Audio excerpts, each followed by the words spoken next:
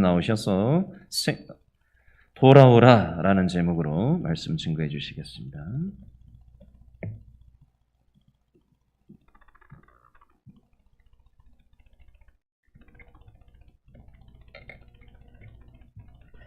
우리 이렇게 함께 인사 한번 해봤으면 좋겠는데요. 함께 예배함이 따라 하시면 좋겠습니다. 함께 예배함이 기쁨입니다. 제가 낮에 그 찬양을 한 곡 이렇게 예배자라는 찬양을 한 곡 이렇게 들으면서요. 그 찬양의 가사를 보니까 아무도 예배하지 않는 그곳에서 나는 예배하리라. 아무도 헌신하지 않는 그곳에서 나는 헌신하리라. 뭐 이런 찬양의 가사입니다. 우리는 정말 예배하기가 정말 힘든 그런 시대를 살고 있고요. 하나님을 예배할 수 있는 것 자체가 정말 얼마나 기쁨이고 정말 하나님의 은혜인지 모르는 그런 시대를 살고 있는 것 같습니다. 그래서 우리의 이런 예배가 하나님 앞에 드려지는 모든 예배가 얼마나 기쁨의 삶인지를 보여주는 그런 하루가 아닌가 그런 생각이 듭니다. 오늘 수요일에 제가 이제 호세아서를 한번 같이 이렇게 한번 쭉 훑어보려고 시작을 했는데요. 오늘 본문이 어쩌면 호세아 이 전체적인 부분을 이끄는 그런 말씀이기도 하고요. 그 한 가지의 주제로 그들의 죄악됨을 분명하게 보여주고 있는 그런 말씀이기도 합니다. 여기에서 우리가 호세아서를 보면서 가장 먼저 우리 호세아가 어떤 사람인지 좀 알아야지 그래야 호세아를 보는데 좀 더 유익하리라 생각이 되어서요. 이 호세아라는 이 말은요, 이 우리가 흔히 잘 알고 있는 그 여호수아라는 말하고 같은 의미이고요. 이 신약으로 넘어오면은 예수라는 말하고도 같은 의미를 담고 있습니다. 이 호세아라는 이 말 속에는요, 구원하다라는 그런 의미를 담고 있는데요. 예수님이 이렇게 태어나셨을 때 그 예수님의 의미를 나타낼 때 무엇이라고 이야기하냐면 마태복음 1장 21절에 보면 아들을 낳으리니 그 이름을 예수라 하라. 이는 그가 자기 백성을 그들의 죄에서 구원할 자다라고 이야기하는 것을 볼 수가 있습니다. 예수님은 그들의 죄에서 구원할 자이다 이렇게 이야기하고 있다는 것이죠. 그러니까 이 호세아, 여호수아, 예수라는 의미는 다 똑같이 구원하다라는 그런 의미를 담고 있는 것이다 라는 것이죠. 그러면 그 의미 속에서도 여호수아서는요, 이스라엘 백성들을요, 약속의 땅으로 인도해내는 것인데, 그것을 그들이 지금 살고 있는 이 광야 같은 이런 삶 속에서요, 이 가나안 땅이라는 그런 약속의 땅으로 이끌어들이는 그런 구원의 약속이다라는 것을 말씀하고 있는 것이고요. 그리고 호세아라는 것은요, 이 호세아에서의 구원은요, 그들이 지금 얼마나 음란하고 얼마나 타락의 길을 걸어가고 있는지를 보여주면서요, 그들이 이 타락에서 하루속히 돌아올 것을 명령하면서 이 구원에 대한 소망을 주고자 하는 뜻이 이 호세아서를 통해서 보여주고 있는 것이다 라는 것을 말씀하고 있습니다. 그래서요, 이 여호수아나 호세아서에서는요, 이 전체적인 흐름 가운데에 예수 그리스도를 향한 그 초점이 계속해서 맞춰지고 있음을 보여주고 있다고 볼 수 있습니다. 이 호세아서의 전체의 흐르는 하나의 또한 주제가 있는데요. 그것이 무엇인가 하면 호세아 3장 5절에 보면요, 그 후에 이스라엘 자손이 돌아와서 그들의 하나님 여호와 그들의 왕 다윗을 찾고 이렇게 이야기하고 있는데요. 돌아오게 해주시겠다라는 그런 의미를 담고 있다는 것이죠. 호세아 6장 1절도 보니까 오라 우리가 여호와께 돌아가자라고 이야기하고 있는 거예요. 이스라엘 백성들이 실질적으로는 돌아가지 않았습니다. 이때 당시에는 돌아가지 않았어요. 그럼에도 불구하고 하나님의 메시지는 계속해서 하나님의 자비와 긍휼과 공의를 그들에게 선포함으로 말미암아 너희들이 돌아올 것을 계속해서 선포하고 있는 말씀이 이 호세아서의 말씀이다라고 이야기하고 있다는 것이죠. 그러면 이 돌아오라는 이 말씀 속에 또한 이 이스라엘 백성들의 현실적인 모습이 그대로 담겨져 있는 것입니다. 그들이 얼마나 악하고 얼마나 죄악된 길을 걸어가고 있기에 이 호세아 선지자는 하나님의 말씀이 임함으로 말미암아 그렇게 선포하고 있었을까? 왜 자꾸 돌아오라고 이렇게 이야기하고 있을까라는 것을 보여주고 있다는 것이죠. 그들의 현실을 먼저 돌아보기 전에요, 이 성경이 전체적으로 흐르는 이 하나의 관점을 우리가 한번 생각해 보았으면 좋겠는데요. 뭐 우리가 흔히 이 구약하면 예수 그리스도가 오시기 전에 그런 약속들을 붙잡는 것이라고 이야기하고 있고요. 이 신약은요, 예수 그리스도가 오신 이후에 그런 약속들을 이야기하고 있다라고 이야기하는 것이 우리가 볼 수 있는 하나의 관점일 수 있습니다. 그런데 제가 청년부들과 이야기 그 수련회로 이 모세오경이라는 책을 함께 나누려고 하는데요. 이 모세오경을 이렇게 함께 준비하면서 나는 다른 하나의 관점을 한번 생각해 보려고 했습니다. 그것이 무엇인가 하면 우리들도 아마 잘 알 수도 있는 그런 내용인데요. 하나님의 나라라는 관점으로 한번 이 성경의 흐름을 한번 살펴보았으면 좋겠다라는 생각을 한번 가져봤어요. 이 세상의 나라이든 하나님의 나라이든 간에 이 나라에서 주어지는 세 가지 조건이 있는데, 요소가 있는데요. 그것이 무엇인가 하면 주권, 그리고 국민, 영토라는 것이죠. 이 국민과 영토는 우리가 흔히 너무나 잘 알고 있잖아요. 그런데 우리 주권은 뭐라고 이야기할 수 있을까요? 이 주권은요, 다른 것에 있는 것이 아니라 국가가 의사를 결정할 수 있는 최고의 권력을 가진 자를 바로 이 주권이라고 이야기를 하는데요. 우리가 그 사람이 누구인가 하면 이 구약으로 따지자면 바로 왕을 이야기하는 거예요. 옛날로 따지면 왕을 이야기하고 있는 것이고요. 지금 현실에 와서 이 최고의 권력이다라고 한다면 바로 대통령을 이야기할 수 있을 것이라고 생각합니다. 이런 의미에서 무엇을 이야기하려고자 하는 건가 하면, 이런 의미에서 하나님만이 왕인 나라를 세우기 위해서 하나님께서는 많은 백성, 곧 아브라함도 세우셨고요, 이삭도 세우셨고요, 요셉도 세우셨고, 야곱도 세우셨다, 이것을 이야기하고 싶은 거고요. 이스라엘 민족을 하나님께서 세우셨다라는 것을 이야기하고 싶었던 거예요. 그리고 뿐만 아니라 그들에게 이 영토를 주어야 되잖아요. 그래서 그들에게 가나안이라는 땅을 주셨다라는 것을 말씀하고 있다는 것이죠. 여기에서 주고자 하는 것이 있다면 진정한 왕은 하나님뿐입니다 라는 것을 그들에게 말해주고 싶었다는 겁니다. 이스라엘 백성들, 아니 우리가 구약을 전체로 보면서요, 하나님만이 우리의 진정한 왕이시고 하나님만이 우리의 모든 것을 이끌어 가시는 분임을 우리는 깨달아 알아야 된다는 것을 말씀해주고 있어요.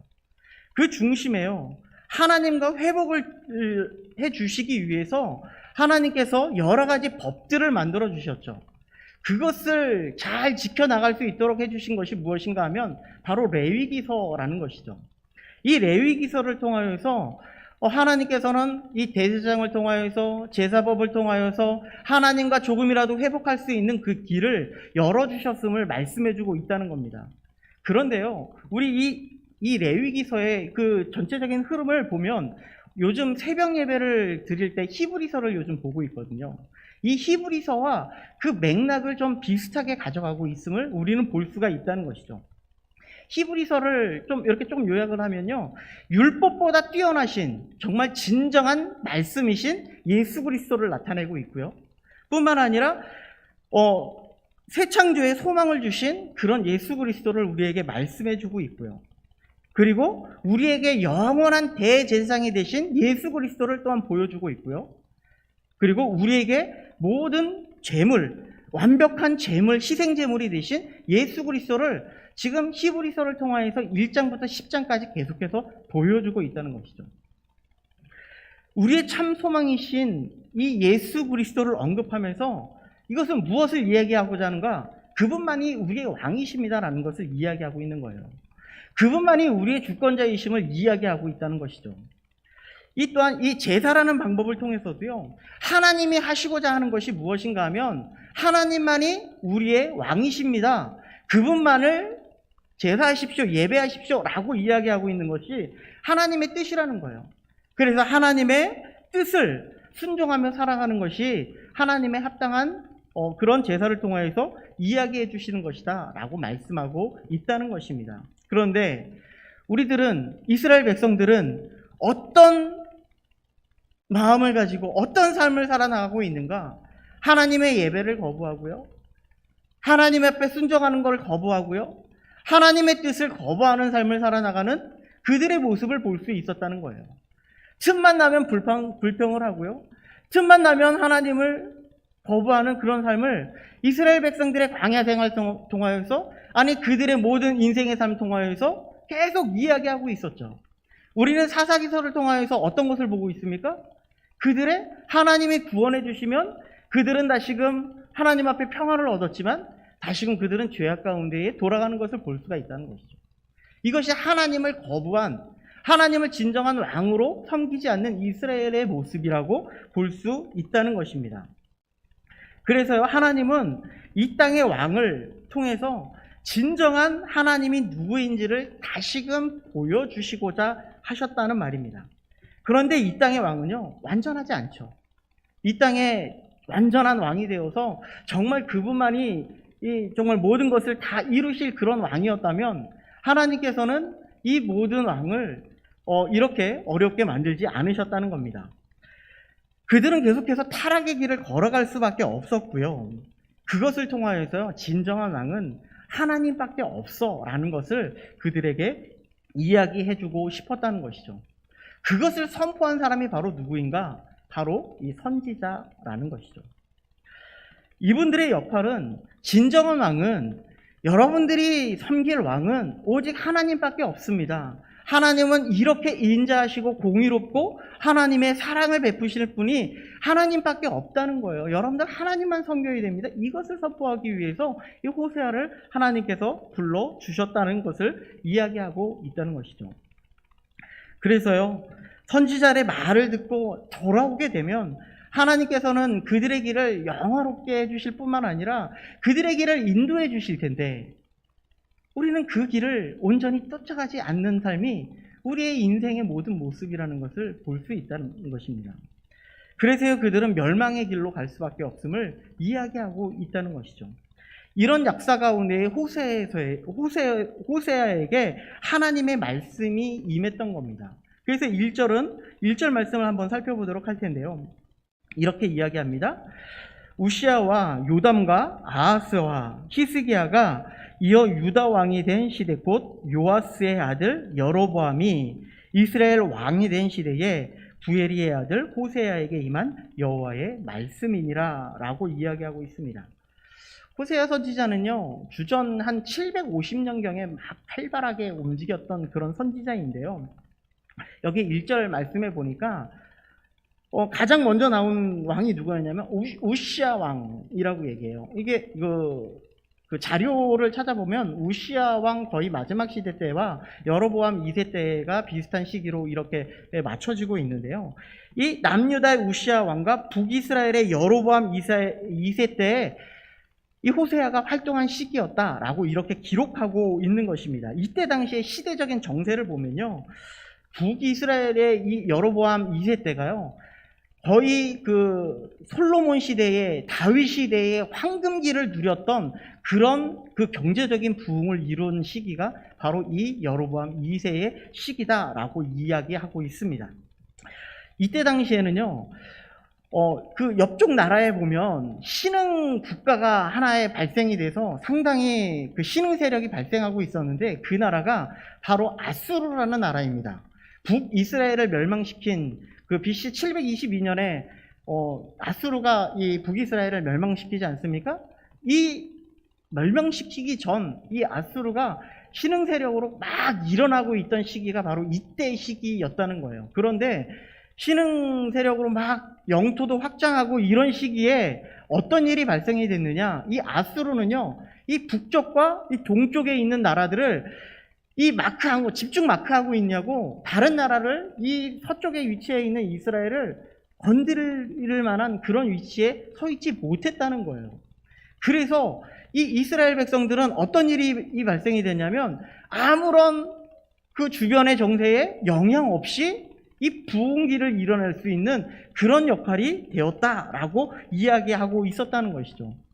이런 부흥기가 있을 때 여러분들도 아주 잘 알고 있듯이 요나가 이 니느웨 성으로 가서 하나님의 심판을 선포하는 것을 볼 때, 그리고 니느웨의 왕은요 회개의 역사가 일어나는 일이 이때 당시에 발생된 시기였습니다. 그런데 이런 경제적인 부흥이 일어났을 때 어떤 일이 발생이 되냐면요, 우리나라도 마찬가지겠지만 이 외국의 이 문물을 많이 받아들이는 경우가 너무나 많이 있다는 것입니다. 많은 문명을 받아들이고 이 무분별하게 문명을 받아들일 때에 함께 들어온 것이 무엇이었냐면 혼합주의가 섞이된 그런 종교가 함께 들어오게 되었다는 것이죠. 이런 종교적인 혼합주의가요, 어떤 일이 발생이 되냐면 이 북이스라엘을 쇠퇴의 길로 빠져들게 하는 그런 중요한 역할을 하게 된 것이죠. 사실 이 북이스라엘은 하나님께서 그들의 왕들의 정치를 보게 되면 계속 침탈하는 그런 역사이긴 하지만 하나님께서는 이때를 기점으로 해서 그들의 멸망의 쇠퇴의 길을 하게 하셨다라는 것을 볼 수가 있다는 것입니다. 이 성경의 흐름을 통해서도 말씀드렸지만 성경을 보면서 가장 중요한 관점 중에 하나가 무엇인가 하면 아까 왕이라고 얘기했죠. 그 왕이라고 이야기했는데 하나님을 우리의 진정한 왕으로 삼고 있는가의 문제인데요. 그것이 무엇인가 하면 우리가 다른 말로 하면 우리가 어떤 가치관을 삼고 살아가는가의 문제라는 겁니다.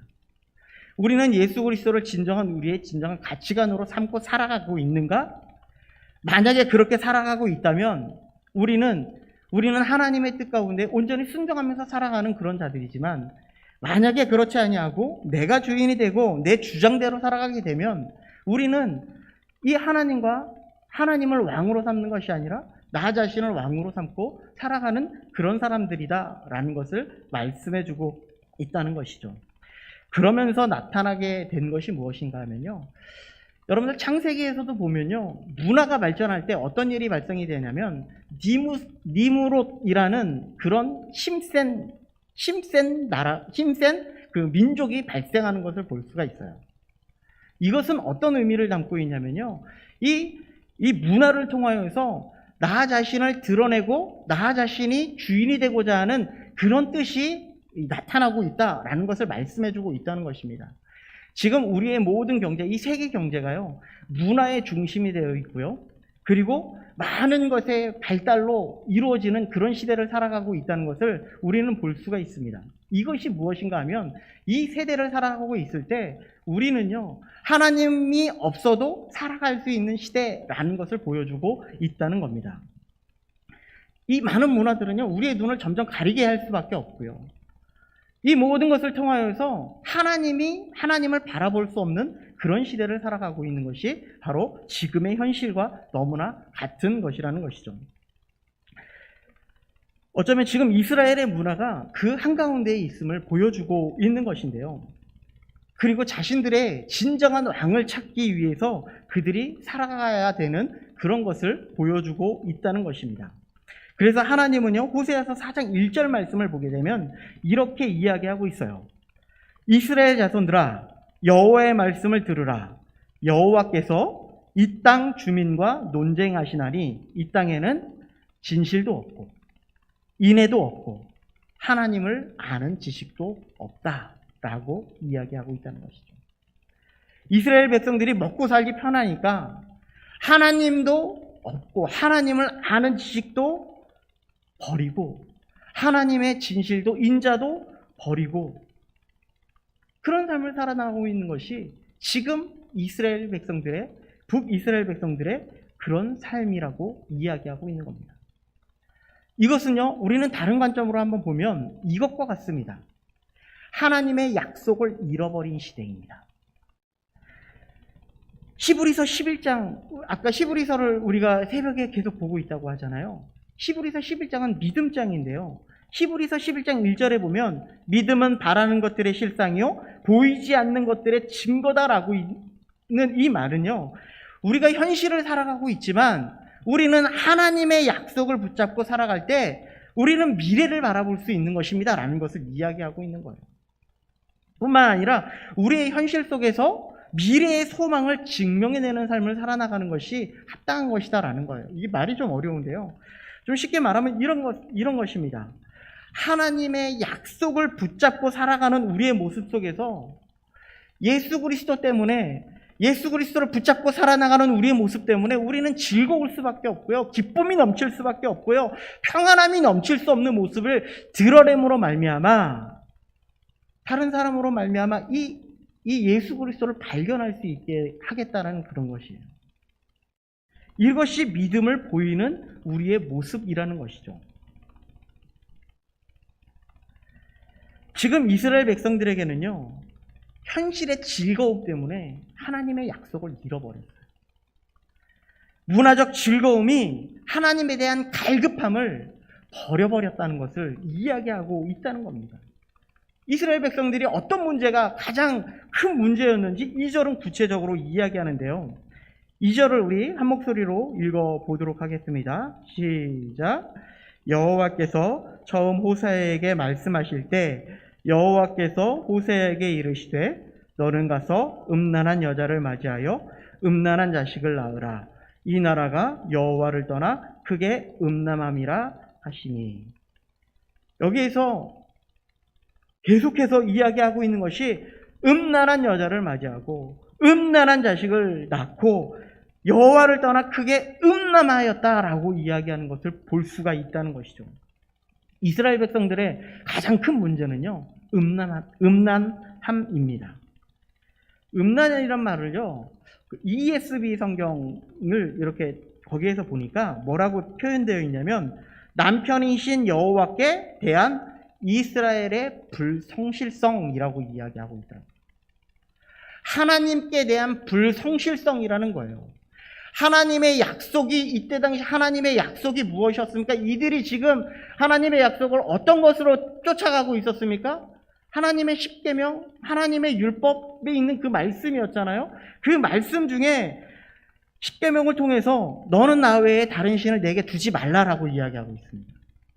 1계명부터 4계명까지 하나님의 우상을 섬기지 말 것을 이야기하고 있는 거예요.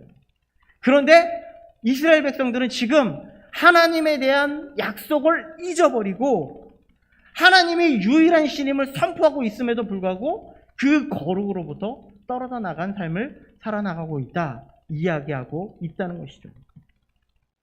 자, 그럼에도 불구하고 그들의 모습이 어떤 모습입니까?